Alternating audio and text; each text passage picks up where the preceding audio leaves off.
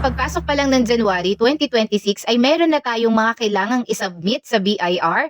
Meron po sa list na to na manual sinasubmit or physical natin ibibigay or isasubmit sa BIR. At meron ding online. Pero bago yan, ito po muna si Mami Chris. Ang mga contents ko dito ay tungkol sa BIR ng mga online sellers and small business owners at paano maging seller dito sa TikTok and sa Orange App. Kung gusto nyo po ng mga gantong contents, follow nyo lang po. So unahin natin dito sa Sworn Declaration of Gross Remittances. Ito po ay physical pinapasa, nire-receive ng BIR.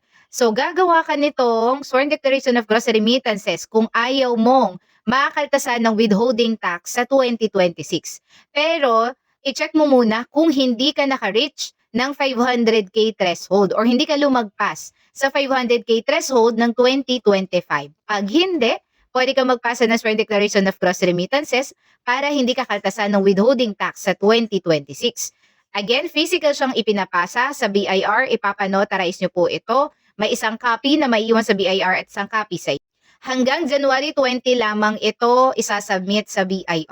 Next, yung fourth quarter percentage tax. Silipin mo yung COR mo kung meron kang percentage tax or undergraduated rate ka, magsasubmit ka ng percentage tax. Ito naman ay hanggang January 25.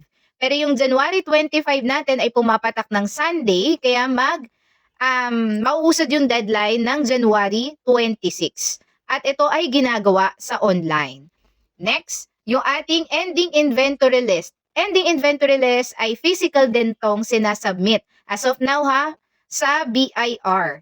And ito po ay nilalagay pa sa USB. Meron na rin tayong tutorial paano gawin itong ending inventory list. Hanapin nyo lang po sa ating mga video.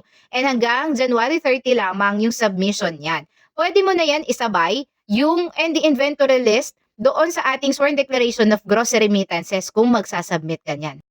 Renewal ng 8%. Ayan, mas maganda din po kung mag-8% ka ulit sa 2026 ay mag-renew ka nito at mag-avail ka ulit ng 8% through ORUS. So madali lang din naman yan. Meron na rin tayong separate video kung paano mag-renew ng 8% sa ORUS. At mas maganda, magawa mo iyon ng January pa lamang.